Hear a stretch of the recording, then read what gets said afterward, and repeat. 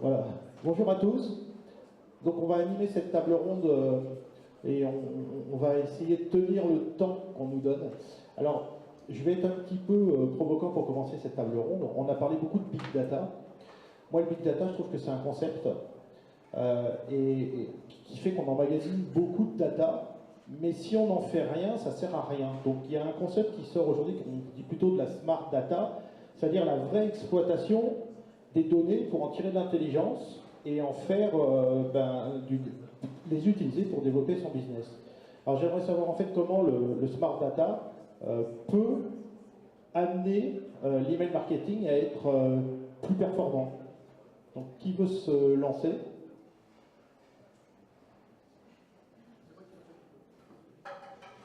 Bon, je suis Emmanuel Parou de la société Marcis. Je m'occupe de la direction du service client et également de la partie Customer Intelligence. Donc, les data, le smart data, la bonne nouvelle, c'est que ces données déjà sont présentes, elles sont là, ça c'est la bonne nouvelle. L'inconvénient, c'est que tant qu'elles sont à l'état de magma informe, je dirais quelque part, c'est pas exploitable. Et comme vous l'avez dit à l'instant, l'objet, c'est de pouvoir en faire quelque chose. Donc, à mon sens, les trois étapes, l'approche de la data, c'est dans un premier temps, bien évidemment, la réunir, ensuite la visualiser, pour en faire ressortir ce qui est pertinent, pour en faire ressortir ce qu'on appelle des fois les pépites, en fait, hein, puisqu'il y a des blocs de valeur dans ces datas. Et l'objectif, une fois qu'on a ça, c'est de pouvoir l'exploiter, c'est l'actionnabilité de ces données regroupées et également segmentées. Voilà, il y a des outils qui existent, différents types de segmentation. Nous préconisons le modèle dit RFM, utilisons pour ça des modèles mathématiques de profiler que je pourrais développer éventuellement plus avant si ça intéresse les gens. Mais voilà l'approche que je verrai. Eric? Juste sur la partie technique, effectivement, comme Bruno disait, on est en train de vivre une vraie révolution dans le monde des bases de données avec des structurations qu'on appelle de type NoSQL. Et l'avantage qu'on a d'un point de vue marketing, c'est que ça va nous permettre, contrairement aux bases de données MySQL, d'avoir de l'analyse postérieure à un développement. Puisqu'aujourd'hui, quand on fait du SQL, c'est comme quand on crée une bibliothèque, donc on va mettre tous ces livres qu'on va ranger de manière alphabétique par exemple, et quand on va avoir besoin d'utiliser ces données-là, ça sous-entend de changer tout ce système de classement qui est intelligent au départ pour les réexploiter. Et donc c'est extrêmement lourd d'un point de vue technique et d'un point de vue DSI. L'avantage des nouvelles technos qui sont Hadoop et autres, c'est qu'on n'a pas de structuration a priori. C'est-à-dire qu'on stocke la donnée en vrac, c'est-à-dire en silo, et on a une couche qui va se mettre au-dessus, qui est HFS, ou enfin, il y a plusieurs solutions techniques qui existent sur le marché, qui va permettre de restructurer cette donnée de manière dynamique. Et donc ça, en termes marketing, c'est extrêmement intéressant, puisque ça va nous permettre, contrairement à ce qu'on faisait avant, où on définissait un cahier des charges, et puis on essayait de tout mettre dans ce cahier des charges, quitte à se dire qu'il y avait énormément de choses qui ne servaient à rien. La structuration de ces nouvelles bases de données nous permet de dire toute la donnée, et on verra après comment on va l'exploiter, et ça ne va pas sous-entendre 3 mois, 5 mois, 6 mois de développement derrière pour rechanger ces modèles de données. C'est cet avantage de flexibilité qu'apportent ces nouvelles technologies. Et en ça, ça va permettre effectivement d'être beaucoup plus souple en termes de développement sur les applications qu'on va pouvoir développer derrière et sur notamment tout ce qui est traitement de données, que ce soit du off, du on et autres.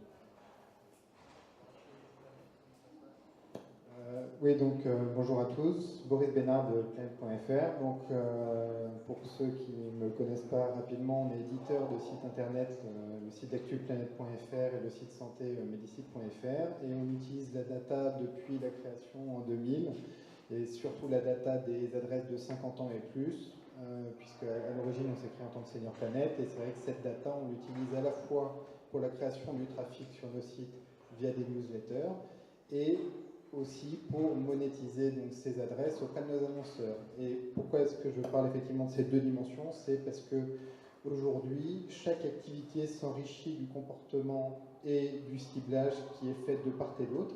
Et grâce justement à la smart data qui va être à la fois de qualifier l'adresse sur ce qu'elle consomme en tant que lecteur, ce qu'elle consomme en tant que commercial, mais également quels sont ses critères sociodémographiques, où est-ce qu'elle habite, et la réunion de ces trois dimensions qui sont vraiment le déclaratif, le comportemental, éditorial et commercial, font aujourd'hui qu'on a des statistiques, que ce soit pour la fidélisation et l'acquisition, qui sont performantes en emailing, à la fois en taux d'ouverture, en réactivité et en clic derrière. Voilà, merci. Beaucoup de choses qui ont déjà été dites. Je crois qu'il faut dédramatiser sur le big data. Quand j'essaie de représenter ça graphiquement, c'est un tsunami de données qui vous tombe dessus et vous ne savez plus trop par où commencer. Je pense qu'il faut isoler dans vos données quels sont les critères, les éléments qui sont le plus proches de votre client par rapport à sa réaction. Alors, quelqu'un qui aujourd'hui est en province et qui habite un village imprononçable de Breusch-Wickersheim, par exemple, sur Bruges, et qui reçoit un message personnalisé où on lui dit du nouveau à Breusch-Wickersheim sur Bruges, il va ouvrir le message.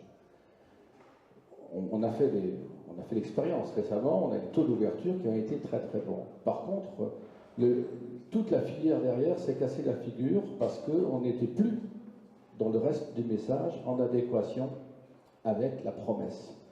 Donc, l'analyse aujourd'hui discriminante de votre base de données qui va croiser les informations qui arrivent au compte-gouttes et qui arrivent de plus en plus vite sous forme de torrents doivent être filtrées et il ne faut pas se noyer là-dedans. Donc il faut aussi avoir une ligne de conduite par rapport à la fréquence de modification des informations comportementales dans votre base de données. Donc, Eric nous le disait tout à l'heure, il existe des scores. Et un score est quelque chose qui ne doit pas muer, qui ne doit pas évoluer à tout bout de champ. Par contre, il doit être amélioré. Et donc, ce qui est très important aujourd'hui, c'est de définir entre vous, entre les gens du marketing d'une part, les gens de la communication, les gens de la gestion, de l'informatique, de l'hébergement des bases, de vous mettre d'accord sur les critères les plus importants qui vont être les moteurs fondamentaux de vos réactions, de votre CRM. À partir du moment où vous êtes bien d'accord sur ça, vous allez voir aussi qu'il y a plein d'informations futiles dont il ne faut pas s'embarrasser parce qu'ils vont polluer votre management de la relation client. Donc,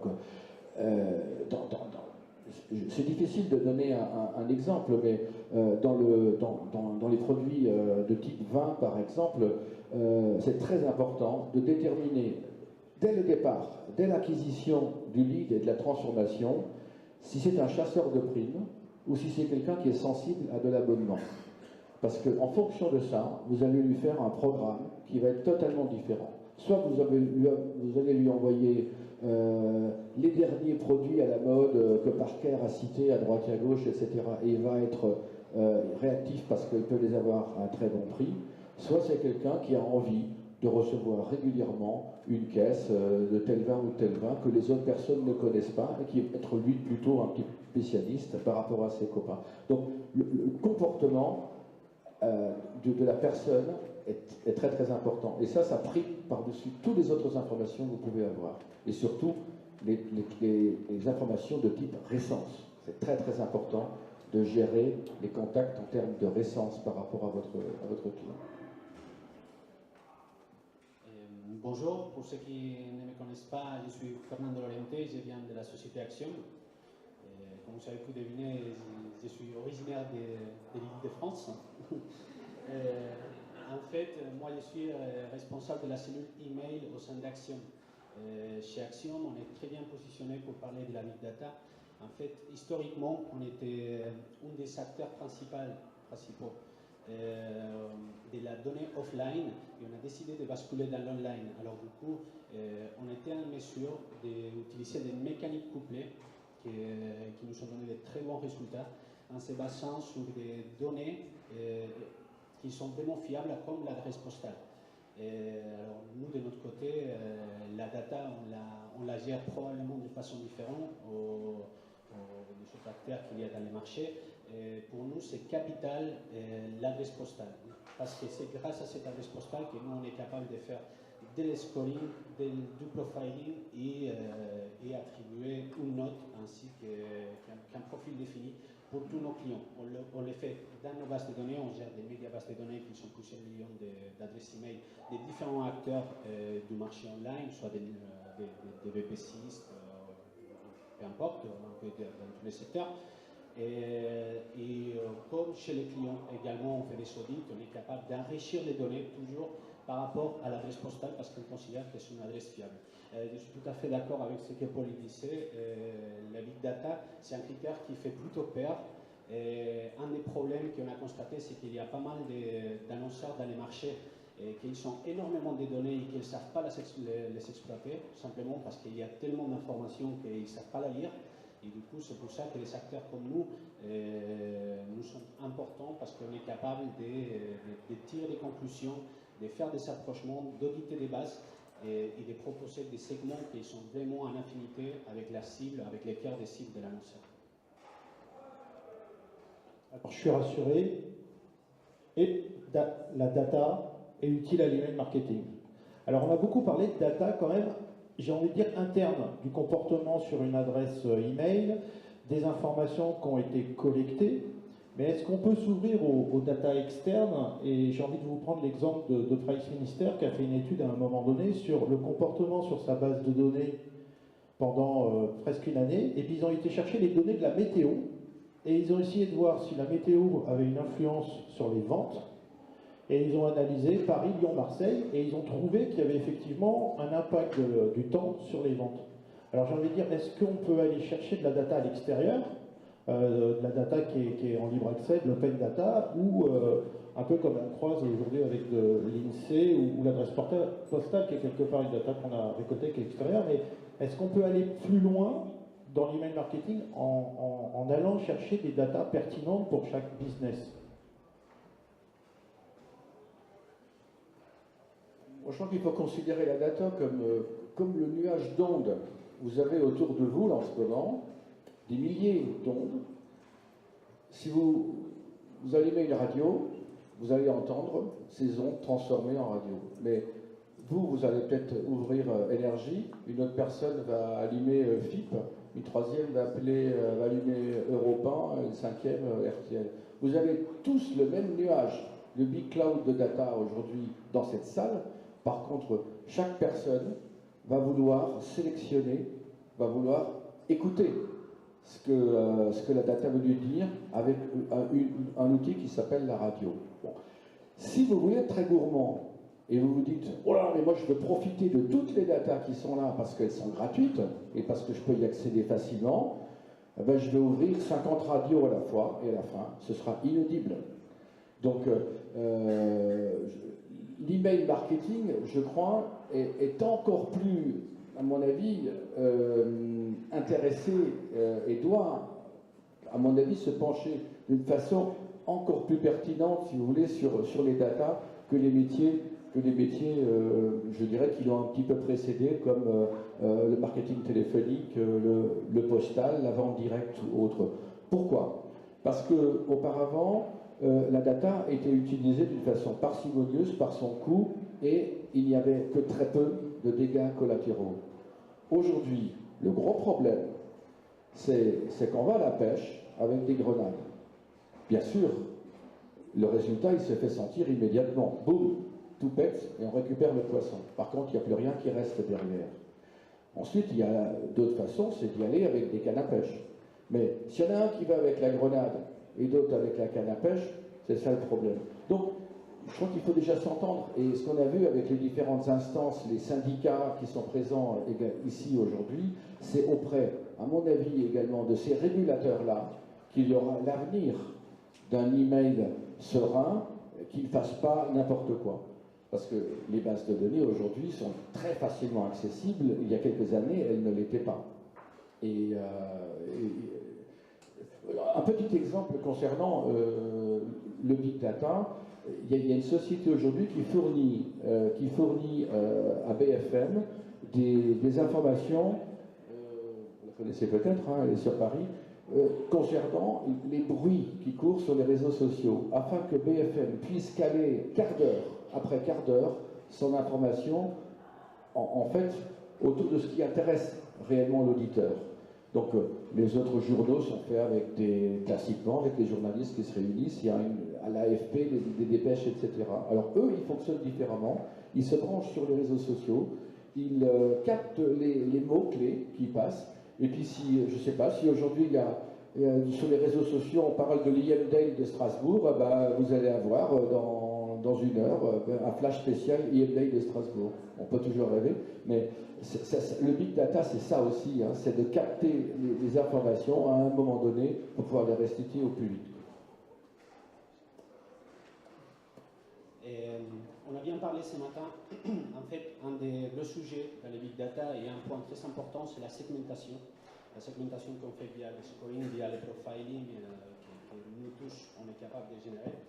Il y a des éléments qui pour nous sont des bases qui ne sont pas toujours tenus en considération. Il y a toujours des dupes qu'il faut, quand on balance les emails à l'IMD, alors du coup je voudrais focaliser notamment les big data dans l'email.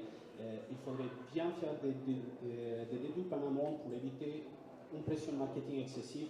Nous, on est capable de maîtriser cette pression marketing. Il y a des nouveaux produits qui sont sortis qui permettent de coupler différentes mécaniques, de s'envoyer des campagnes email avec un retargeting display derrière afin d'alléger cette pression de l'email. On a parlé tout à l'heure qu'il y avait quelqu'un qui avait reçu plus de 300 000 emails par mois.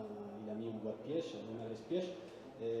En fait, c'est très important, c'est de connaître les clients pour être capable de mesurer la pression marketing qu'on est capable d'affliger aux internautes. Aujourd'hui, l'email, l'univers de l'emailing, ça nous donne la facilité de faire une communication one-to-one, de connaître bien nos clients, les internautes et à qui on doit s'adresser. Alors du coup, tous ces types de nouvelles mécaniques, ils sont très positifs et toutes ces études qui sont faites via les big data nous permettent de faire une communication directe, un tiers des cibles bien définies avec des résultats et des performances héroïstes qui sont revenus.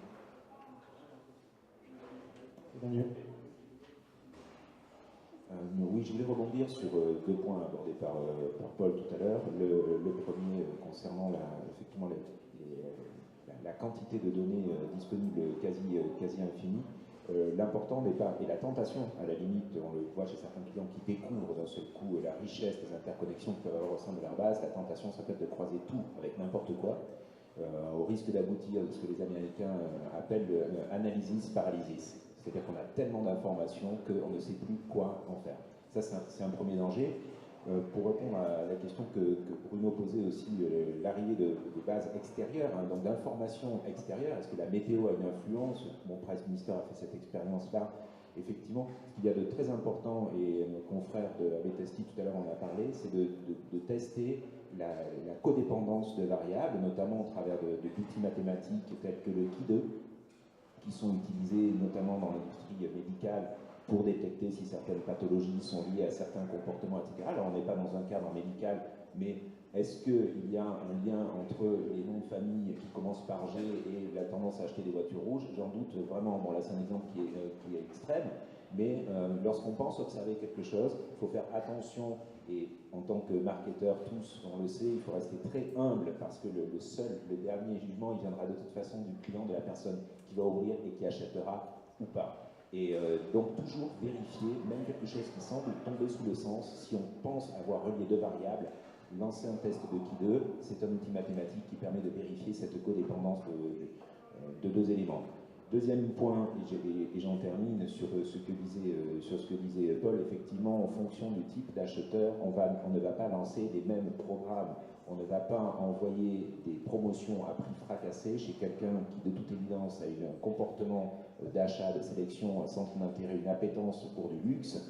Ce serait se tirer une balle dans le pied, même si la boutique, le e-commerçant couvre absolument toute la gamme. Et alors évidemment, on pourrait morceler et enfin, segmenter jusqu'à une atomisation complète des programmes qu'on utilise. Un outil peut venir en aide à ce moment-là, ce sont des outils de blocs de recommandation s'appuyant sur des algorithmes de marketing prédictif. L'idée étant de dire, à ce moment-là, je fais la segmentation, j'ai ma segmentation qui fait sens, je sais que je vais avoir par exemple des acheteurs Gold et Platinum, puisque j'ai fait ma segmentation dans ma base, et je dis dans mon mail, à mon outil de bloc de recommandation de marketing prédictif, je lui dis, mais ici et là, les deux produits qui ont le plus de chances de mener à une vente. Je n'ai aucune idée de ce que l'outil va mettre dans le mail. Au moment où je l'envoie, j'ai une seule certitude, c'est que s'appuyant sur l'algorithme, au moment où le ou la destinataire va ouvrir cet email, ce sera ce qui est le plus adapté par rapport à son comportement sur le site, les produits vus et les achats. Voilà. Boris. Non, juste rapidement une anecdote sur la donnée externe, parce que nous, à part effectivement se concentrer sur ce qu'on fait, on s'est posé la question, on a tous des inactifs en base, et est-ce que les inactifs chez moi ne seraient pas actifs chez quelqu'un d'autre ailleurs, parce qu'on a tous des communs en base, donc on a fait l'exercice effectivement de faire des duplications. Effectivement, l'adresse active chez mon voisin, je peux me dire super, ben, je vais la reprendre parce que du coup, cette adresse bouge encore. Et on se rend compte que, par exemple, ce serait une mauvaise donnée externe à acquérir, dans le sens que chacun a une histoire, une relation qu'il entretient avec sa base de données, ses adresses, des outils qui délivrent plus ou moins bien les emails, il y a beaucoup de différences, même si c'est les mêmes adresses, et donc voilà, c'est typiquement le type d'information extérieure qu'il ne faudrait pas non plus acquérir. Donc il faut évidemment les choses, le contexte météorologique, sociologique, enfin, que tout le monde partage, ce sont des indices intéressants, mais voilà, je dis méfiance sur des choses vraiment particulières et typiques de notre métier, telles que voilà, un comportemental email, une activité d'adresse, etc. Il nous reste 4 minutes. Si vous avez des questions. Eric, je te donne le mot de la fin. Juste effectivement pour préciser ce que tu disais, effectivement l'usage aujourd'hui, on a la possibilité via toutes les démarches open data, alors j'imagine que vous en avez un petit peu entendu parler, qui sont des entreprises ou des organismes publics qui mettent à disposition de plus en plus de data à disposition des entreprises. Et ça peut être extrêmement important. Comme le disaient mes collègues, il faut faire quand même extrêmement attention parce que le risque est fort de se perdre dans ces données. Et souvent, le réflexe qu'on va avoir, ça va être de se dire, avant même de savoir ce que je vais faire de ces données-là, je vais acheter un outil, j'ai peut-être pas forcément les ressources, c'est-à-dire un data miner ou quelqu'un qui a la vraie expertise pour travailler sur ces données-là derrière, et finalement les résultats sont extrêmement décevants. Et quand on regarde un petit peu des projets d'implémentation sur des logiciels, c'est plus ma partie, sur des technos, on se rend compte que souvent des gros outils de CRM type Neola, on ne va pas les citer, ils sont utilisés à 2% de leurs possibilités. Tout simplement parce que derrière, il n'y a pas la ressource et l'expertise pour être capable de les gérer. Et deuxièmement, il n'y a peut-être pas non plus le temps nécessaire pour être hyper créatif d'un point de vue campagne. Et l'utilisation de ces données-là, elle est extrêmement intéressante, mais si on le fait de manière pragmatique, en se disant effectivement, demain je vais aller récupérer les données de la RATP pour savoir les flux de population que j'ai en Ile-de-France. Alors c'est extrêmement intéressant d'un point de vue créatif, on peut faire plein de choses, mais il faut le tourner, si vous allez dans ce sens-là, vers une logique campagne. C'est-à-dire quel est le message que vous voulez faire passer derrière. Nous sommes des marketeurs, notre métier c'est de raconter des histoires. Et cette donnée-là, elle est là pour nous aider à raconter des histoires, simplement. Je voudrais rebondir justement là-dessus. C'est vrai que quand on reçoit les mails, on voit pour les sociétés qui ont des outils de smart data ou simplement de data quality, on voit qu'il y a souvent un énorme gap entre ce qu'on reçoit et qui a été fait par les graphistes et on va dire les commerciaux et les marketeurs, et ce qui a été fait par les techniciens qui, eux, mettent les mains dans les datas et qui sont à ce moment-là capables de sortir des données très intéressantes et de faire des campagnes qui sont hyper ciblées. Mais malheureusement, la plupart des campagnes qu'on reçoit, alors qu'elles sont pourtant équipées avec des outils qui coûtent très cher, c'est des campagnes qui sont faites vite et pas toujours avec des choses qui sont très très efficaces, mais c'est très joli. Il est pile poil 13h30. Je vous souhaite un bon appétit. Et...